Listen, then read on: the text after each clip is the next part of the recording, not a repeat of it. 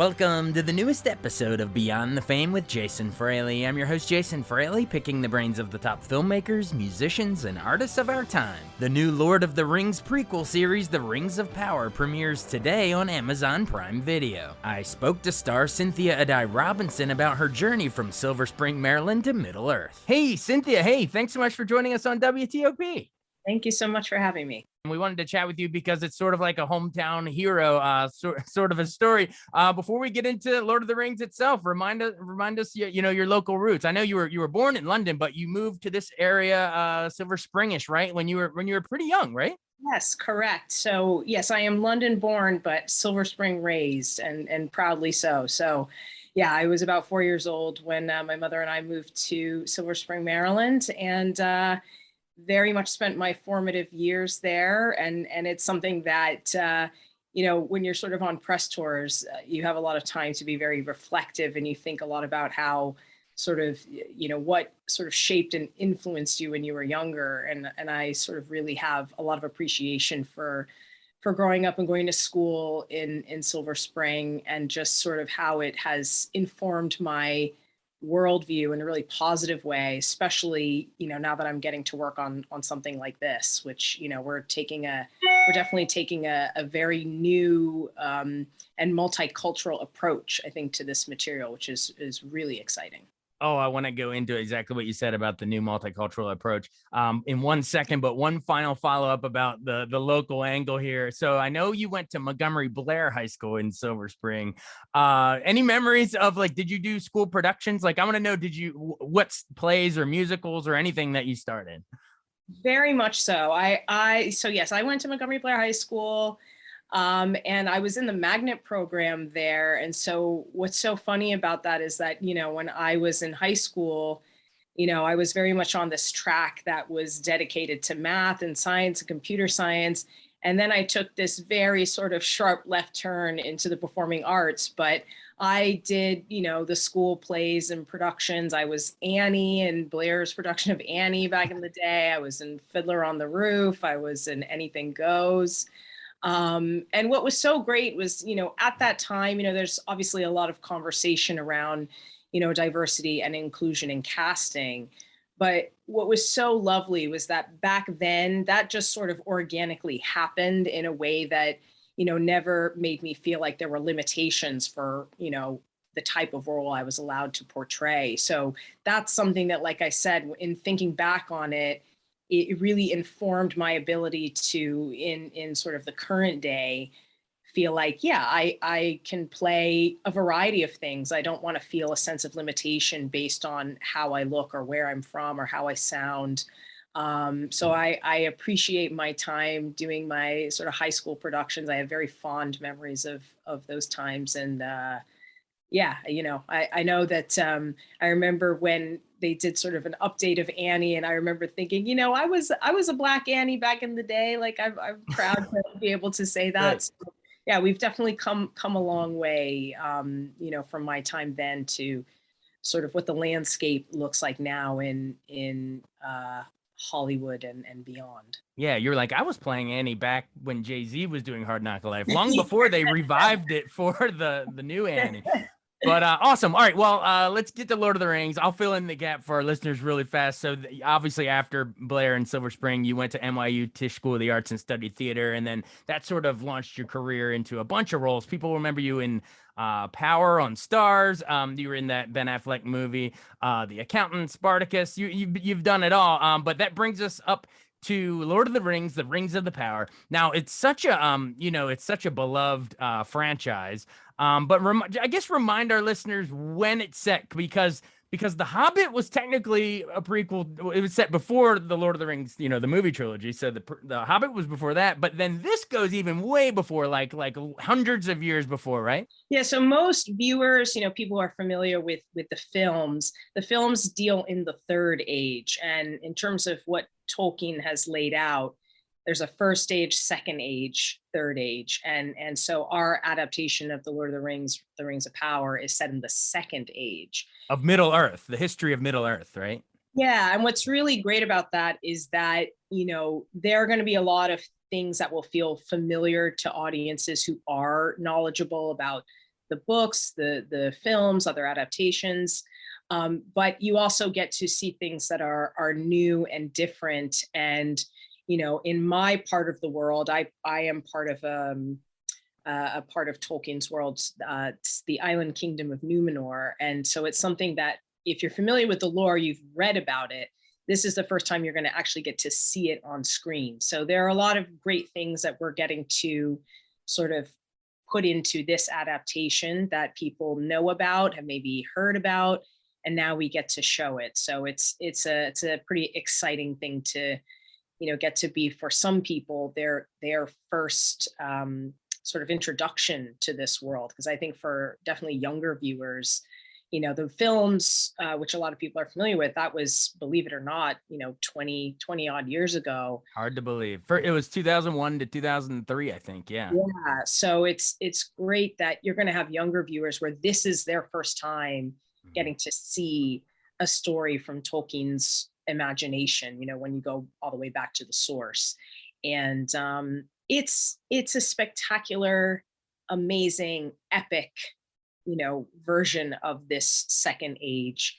And there's a lot of lore to mine. So, I'm excited for people to see what we've created.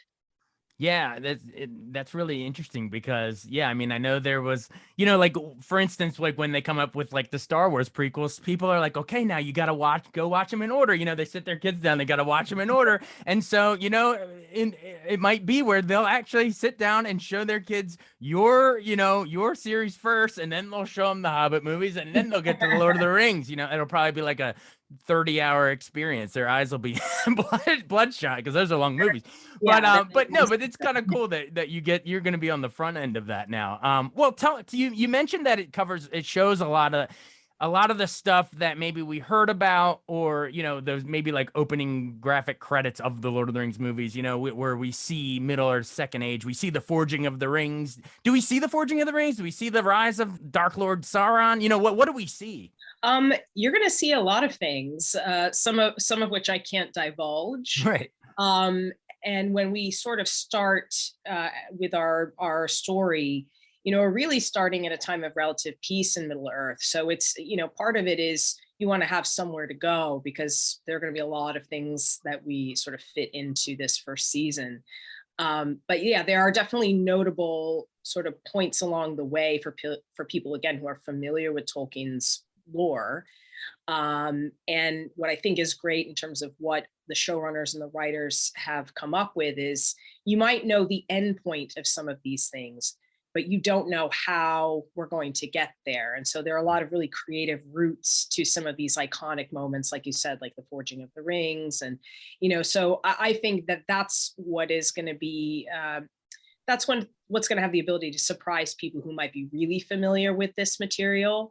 But what's also great is that if you've never read the books, if you've never seen the movies, you're going to be able to come to this and understand what's going on. So you don't need prior knowledge of the works to be able to, go along this ride.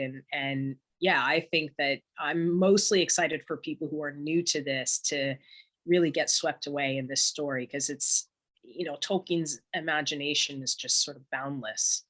Right, exactly. It like you're saying, it'll speak to, it'll have all the familiar comforts of for longtime fans, but it's completely fresh and sort of an origin for all new viewers. So tell us about this particular character that you play, the Queen of Numenor. You said, what's sort of her arc here? What does she have to go through here? So I am playing the Queen Regent, Miriel. And so there's a bit of a hint in the title. So Queen Regent, meaning that she's not fully a queen, but she is the current leader of the Island Kingdom of Numenor. And Numenor is essentially Tolkien's take on the legend of Atlantis. So, people might be vaguely familiar with that legend. There's definitely a tragic element to this story. But when we are introduced to Queen Regent Miriel, we are basically meeting someone who is, in her leadership is sort of at a crossroads. And in terms of where Numenorian society is at, there is a faction of society that wants to sort of maintain, a sort of the traditional ways. They have elven roots. They don't want to lose a sense of their history, so they want to, be able to sort of respect and maintain those traditions. And then there's a segment of society that wants to, tear down the old to build the new. They want to sort of be a society that is, progressing and is innovating. And this is the sort of society that's at the height of its wealth and power. So when you look at history, and if you know your history well, there are a lot of ancient kingdoms that there's a rise and an inevitable downfall. And so, we get to explore a lot of those interesting ideas around what happens to great societies and sort of the hubris of those societies that ultimately lead to their downfall. Sounds great. So yeah, I mean, this, thanks for teeing up the, what do you say, the story and the themes. But I want to talk a little visually, because I know the first two episodes are directed by J.A. Bayona. I think that's how you say it. And I've been a fan for years. He did A Monster Calls. He did that tsunami movie, The Impossible. And then the one that's probably his masterpiece, which my wife actually showed me just a few years ago, was The Orphanage. That was an amazing horror movie with so much more going on. But what was it like working with J.A. and, just crafting this visual world? So we, over the course of our 8 episodes for this first season, we have 3 directors that directed all the episodes. So J.A. directed the first 2. We also had Wayne Yip, who directed several episodes, and Charlotte Brandstrom, who directed episodes. And I primarily actually worked with Wayne and Charlotte. So Gotcha. In terms of order of filming, I sadly did not get the opportunity to work with J.A., but what J.A. did, and what all of the directors really did, was sort of establish the look and feel and tone of how we were going to sort of set up all these different worlds, introduce these characters. And, when you're starting on a project like this, and when you're inhabiting a role and you have to literally sort of create this role in a collaborative way, you have all of these incredible resources. We have an amazing dialect coach, our dialect coach, Leith, our costume designer, Kate Hawley. You have all of these external elements that help you really build a character from the ground up. And very much our pool of directors also were there, day in, day out, to sort of help you get that performance, because you're trying to figure out who this person is in real time. You have the text, you have the script, you have information that you can intellectualize, and then you've got to really sort of present this person and get to the core of who they are emotionally, what they're navigating, how they're feeling. And so, yeah, our stable of directors, it was really incredible in terms of working with them to really get at the heart of who these characters are and what it is that, they're trying to figure out for themselves and their sort of journeys individually. So yeah, I mean, all the directors are incredible, and you're going to see in the first 2 episodes, certainly an incredibly cinematic story, because even though we're on streaming and we're a streaming series, this is a cinematic production. Some of the framing of some of the shots, just the scope and the scale of everything. This isn't like anything I have ever seen, and I think the audience is definitely going to see that when they see the show. Definitely. And I know we're up against the clock, so this probably have to be the last one. But you mentioned at the top about it being multicultural, so I wanted to double back to that before we run. So yeah, like the series, obviously Peter Jackson, it was so beloved. But with iconic characters, Frodo, Gandalf, Legolas, Aragorn, Samwise, Pippin, all those characters, Gollum.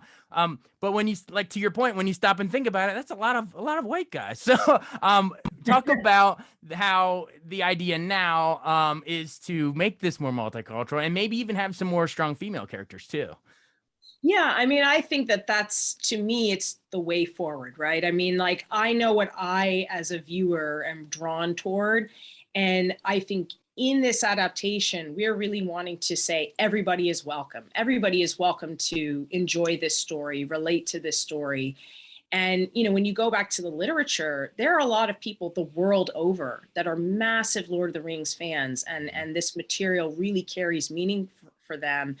And, as we sort of have been on the road, sort of, talking about the series, it really strikes me that in other countries, people love this material, and we're getting the opportunity to make this accessible, because at the end of the day, Tolkien really was interested in different races, different groups coming together for common cause to defeat the enemy, defeat evil. Right.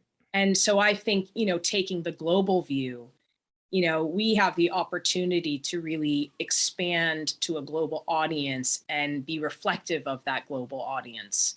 So I just think, for my personal taste, this is something that's really exciting to me and also necessary, and just the natural order of things. Like, I just think when I turn on the TV now, like, especially in genre, you want to see the world as you know it to be, the world Right. as you aspire for it to be.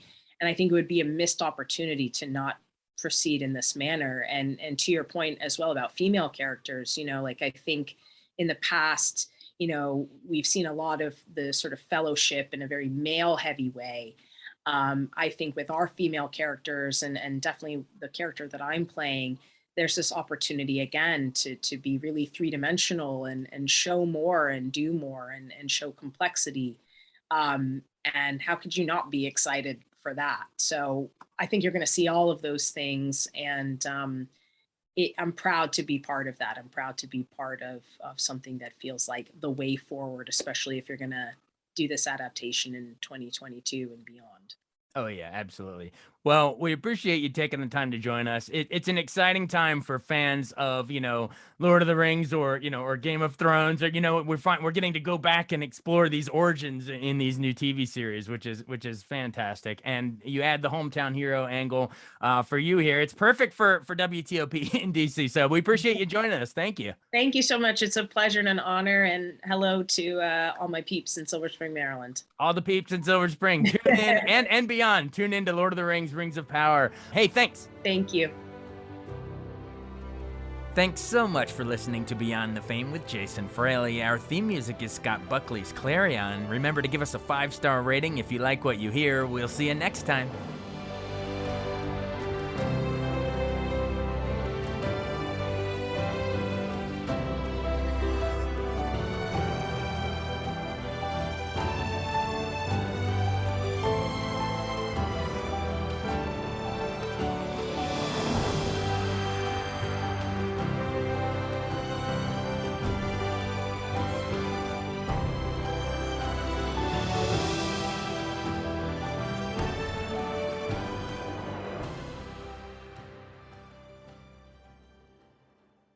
I wanted to take a second to tell you about an app I really enjoy. Living in the DC area is great, and Podcast DC gathers all of the local shows that I like all in one local app. Health, sports, local news, politics, and so much more. Podcast DC is the new local app with hundreds of DC area podcasts to choose from. I can earn exciting rewards just for listening and share the podcasts I love instantly. Available in the App Store or in Google Play, listen local with Podcast DC.